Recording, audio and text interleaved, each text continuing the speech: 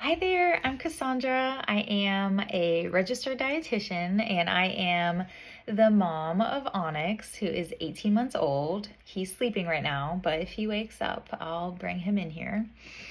And then we also have Golden, who is 3 years old. And I'm a small business owner as a dietitian. And then my husband is also a small business owner as a professional car detailer.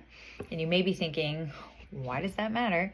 But it does matter because the upside of having two parents as small business owners is that we get to make our own schedules, of course, which is helpful when we have a son that has so many appointments a week. But the downside is it's very hard to figure out funding because we don't have like pay stubs, and everybody always wants pay stubs. And as two small business owners, it has definitely been challenging trying to get the resources that we need. So anyway, I'm just looking at my little notes. I made some notes according to what Yvonne had asked. So the initial symptoms of our son's condition. So our son was 9 months old when we figured out there was some concerning things as far as his development. He was not meeting his milestones at the age of 9 months. I mean, he wasn't meeting his milestones at 6 months if he wasn't meeting them at 9 months. But that's when it kind of got real, so to speak. He wasn't sitting up on his own at 9 months. And then the other red flag was the size of his head. I still don't think he has a big head. If they saw my husband's family, they all have big heads, and he'll say that himself. But every time his head circumference was measured, my son, not my husband, every time our son's head circumference was measured, all of the healthcare providers always mentioned how big it was, especially for his age. So those were the two big concerns. He had a big, still does, big head circumference, and then he wasn't meeting his milestones. So if we just rewind a little bit, the day that he was born, his birth was fine, actually. I mean, it was a great birth, honestly. But after he was born, about 4 hours later, was the first time that he stopped breathing. And he turned completely blue, like blue as a blueberry. I'll never forget it. He was in my arms and he was very blue. So that was pretty traumatic. So the nurses bagged him, whatever that means. I think that means like baby CPR. And then he stopped breathing 2 more times later on that night. So overnight it happened again. And the nurse had asked if we wanted him to sleep in like the nursery with the nurses or sleep with us. And mind you, this is like day 1 of his life. I just had him. And I remember my husband said, just have him sleep in there with the nurses so that you can at least go to sleep, because I was laboring all night. You know how that is. So it's very good that we had him sleep with the nurses, because he stopped breathing 2 more times with the nurses. If he was with us, you can kind of guess where that would have gone. But anyway, what I'm trying to get at is we didn't think that his apneic event of not breathing was connected to anything. And even to this day, they said that him not breathing had nothing to do with what his developmental issue is right now. But it's just very ironic that that happened. And then 9 months later, we're like, oh, he's not meeting any of his milestones. So anyway, from there, once he was 9 months, we made an appointment to get an evaluation with Early Steps. So Early Steps is Florida's early intervention program, and it's all free, which is awesome. And it provides services to infants up to 3 years of age with developmental delays, disabilities, and at-risk conditions. So therapy is provided in the home, and it's free for the family. But if the toddler or the infant goes to like daycare or like grandma's house or whatever, the therapist will go to wherever the child is, which is awesome. I didn't even know this program existed. I mean, why? And if you're not, if you, I mean, I wouldn't have ever known. I actually have a friend that works in early steps, and I never really asked what she ever did. And now she went with me actually to the evaluation for early steps, because it was like it was a big evaluation. It took a long time. And fortunately, but unfortunately, they said that it was determined that my son was significantly delayed. I say fortunately because that means that we qualified for all of this free therapy in our house for 3 years. But unfortunately, obviously, that means that he's significantly delayed, and that is more severe than I was hoping for.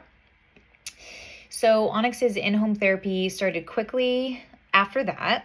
We started with PT, and then we had the global developmental therapist, which in my eyes, she's kind of like the case manager for our early steps journey. And then later on, we added in the occupational therapist and the global developmental specialist. She had recommended at some point that we get like an evaluation at the chiropractor. So shortly thereafter, we added the chiropractor to his health team. And then, side note, there's also music therapy or music classes that are included with early steps. So we added that as well. So Onyx gets to do music therapy through Zoom.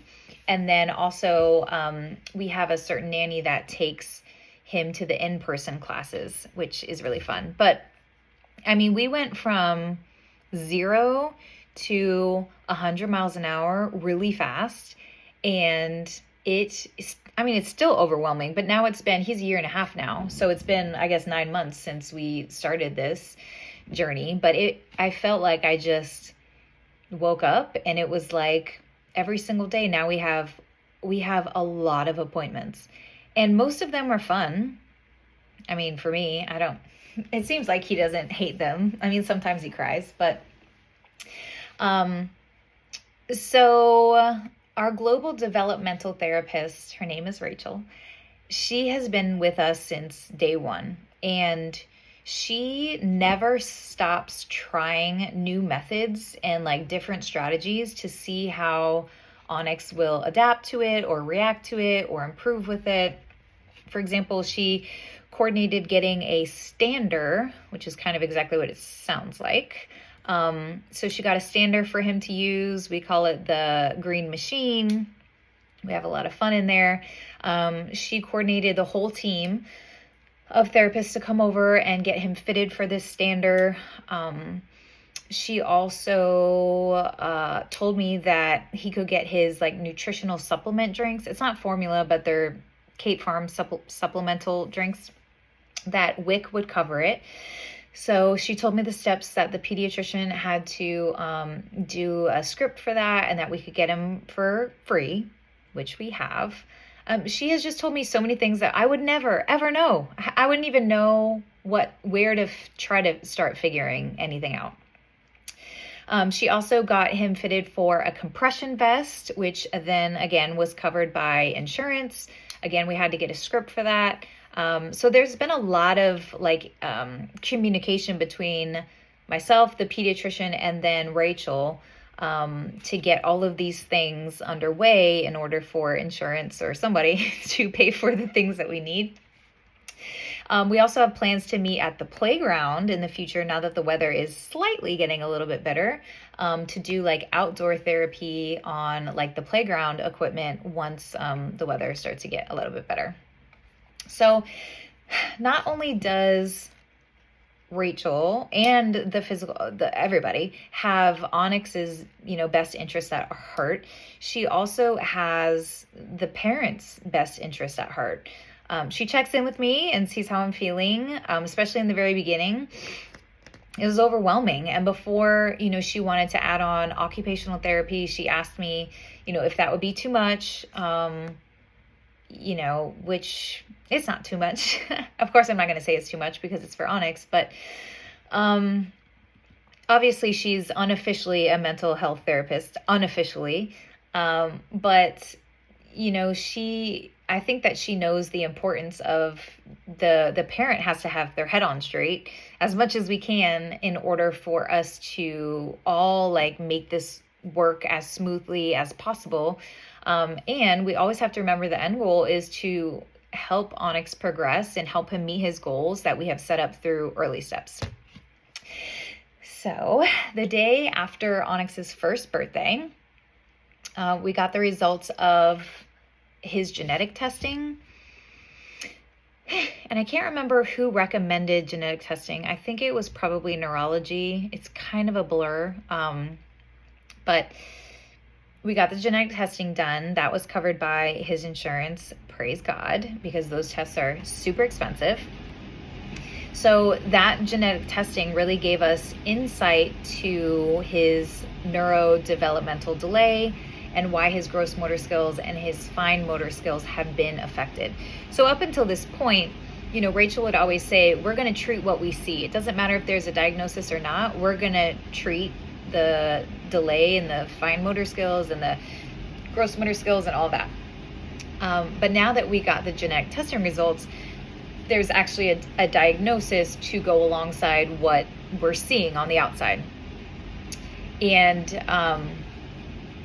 that diagnosis is a genetic mutation, and basically it's a neurodevelopmental delay. That's kind of all we know right now. We were supposed to have a genetic counseling follow-up, but the hurricane took care of that follow-up, and the next availability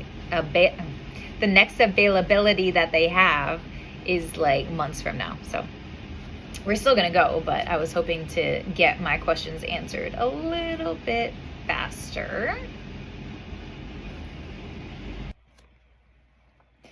So our therapists were very instrumental in the days following the results from the genetic testing. I turned to Rachel specifically for all of my questions, and I could have asked the genetic counselor, I could have asked the neurologist, but I didn't. I don't know those people, right?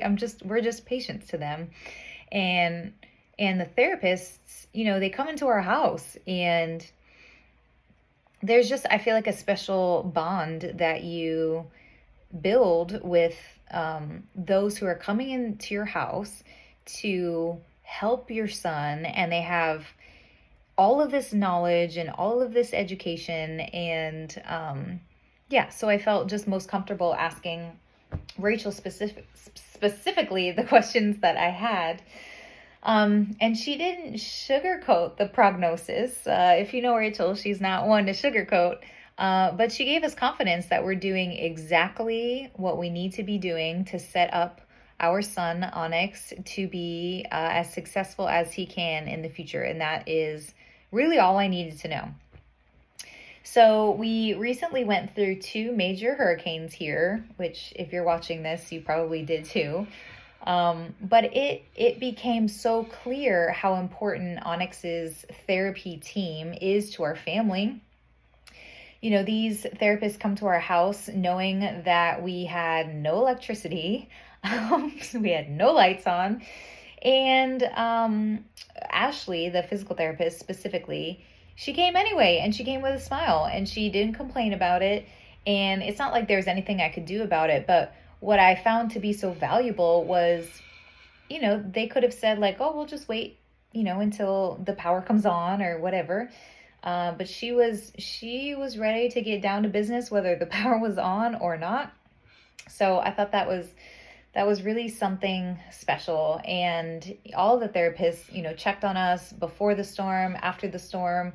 So I just feel like we're not just patients to them. Like we're, human beings who are kind of all going through this together.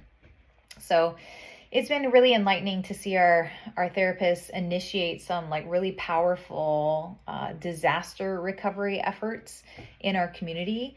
And it's made it so evident that the therapy community has such huge hearts, and it's not just about the patient alone.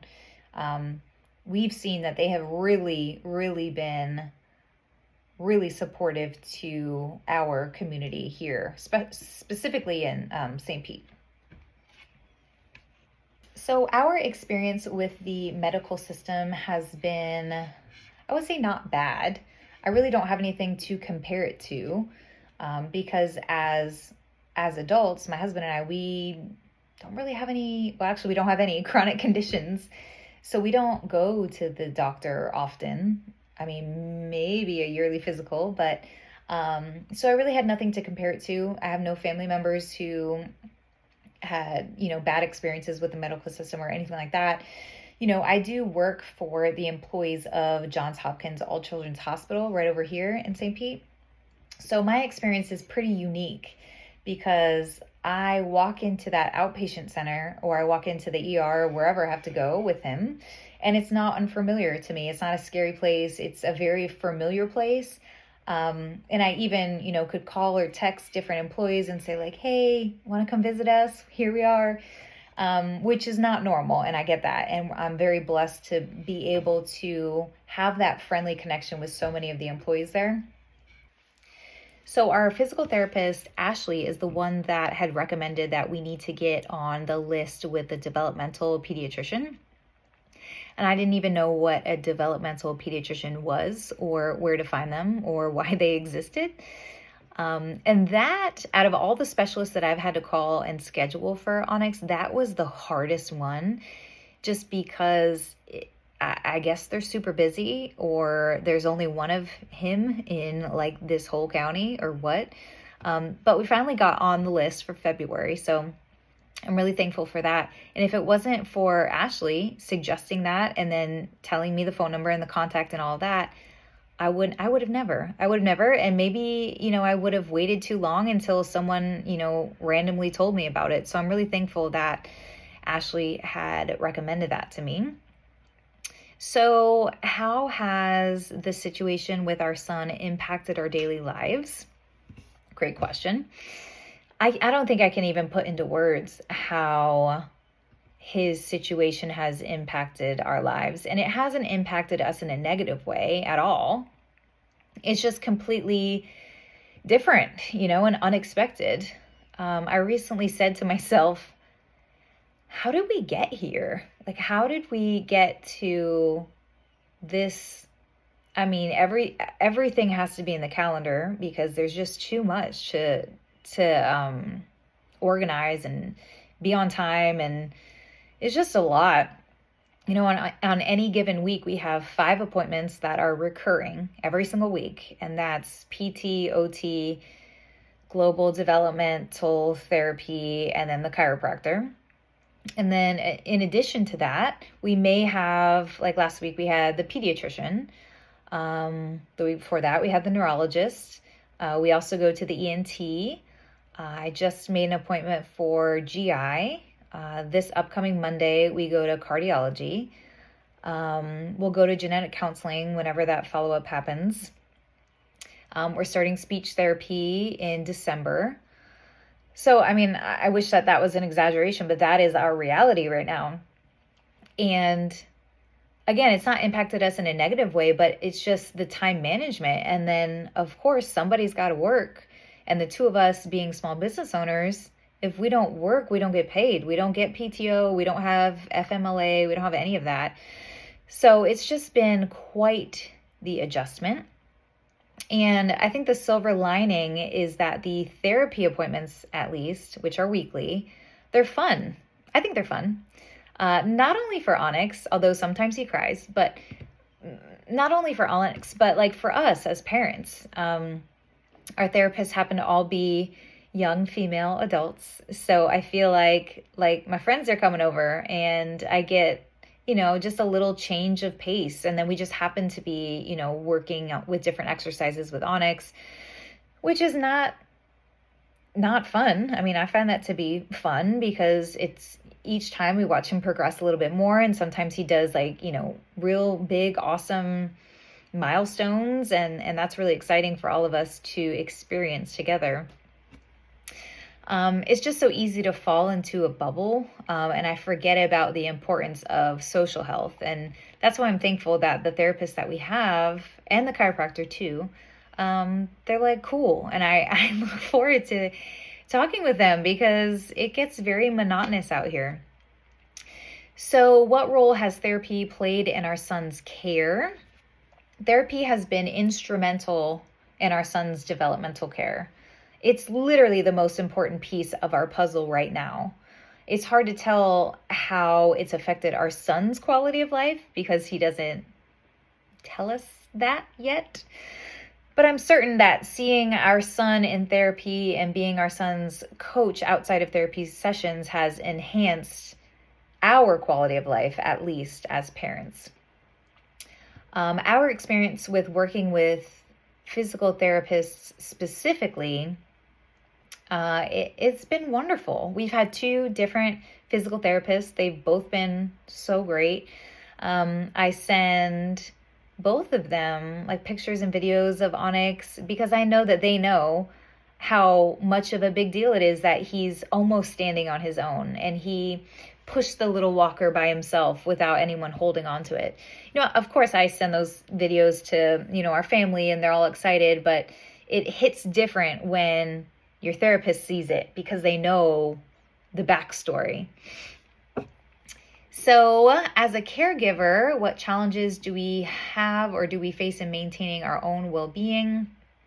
Oof, that's a tough one. Like I said before, it's overwhelming. On any given week, there's at least 5 appointments.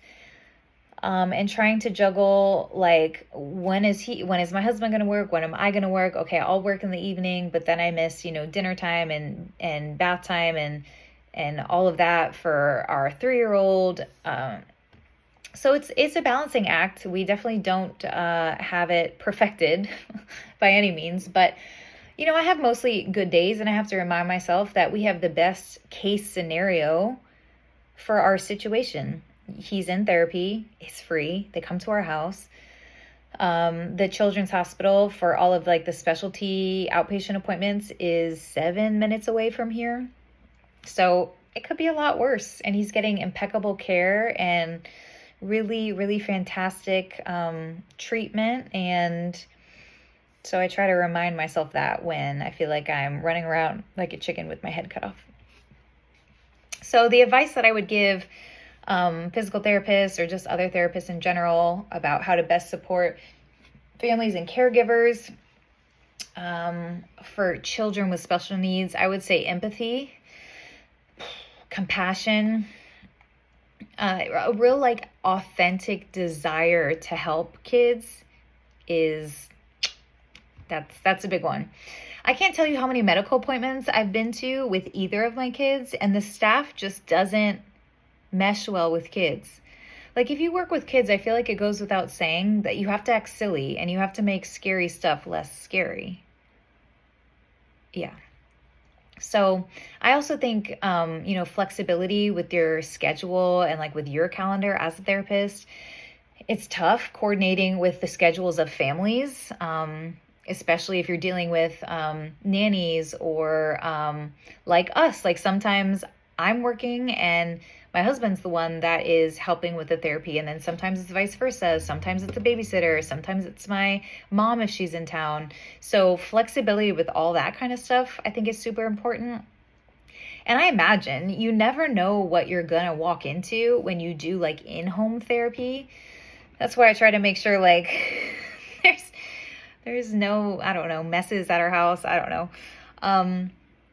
Because I feel like that's where compassion comes in. Like, we're normal people who have been forced to, be in this completely new lifestyle that we weren't expecting. And it requires a lot of appointments, and it can be very overwhelming. So I think a major piece of advice would be, just remember, like, you're going into someone's house where they have some, don't make me cry. We have some hard days. And I'm just really thankful that our therapists are so understanding and they don't judge us, and they really feel like friends. And they're really an advocate for, not only the patients and the kids, but the families too. So on that note, we have added on a new kind of unique form of therapy with Onyx. It's called equine therapy, which is with the horsies. And randomly, a lady that's been coming to my Zumba class, I teach Zumba. She's been coming to my Zumba class for like years. I always knew that she liked horses, I think, but I think recently she got 2 horses. Anyway, long story short is that she keeps her horses in this barn, right? And the owner of the barn has a whole company. It's called Freedom Farms. And his whole thing is therapy for special needs kids involving the horses. So it's legitimately equine therapy, and it's covered by insurance. So we decided to try it out because why not?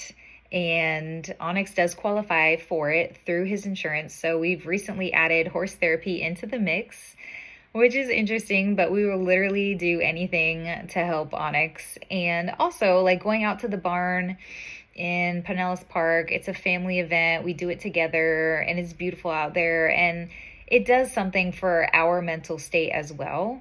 So I think it's a win-win. It has been really joyful watching so many like very random partnerships come together throughout this journey. For example, I'm going to start teaching horse yoga at the barn where they do the equine therapy. I think we're going to call it like Nay Namaste. And then my husband's going to volunteer at the barn because he's into that. So, I mean, that's fun. And that'll be like a fun family thing that we'll do together. And then, for example, our nanny was a previous social worker, and she has some musical talents. So long story short is that she partnered with the owner of the musical class that Onyx gets to go to through Early Steps. And she now teaches the class in St. Pete. So if he was never in Early Steps, she would never know about that. And then she would never get to, teach the classes that she absolutely loves. And then Rachel is our global developmental therapist. She's the one that recommended us to go to the chiropractor. She also has recommended, a few other of her babies and toddlers to go to the same chiropractor.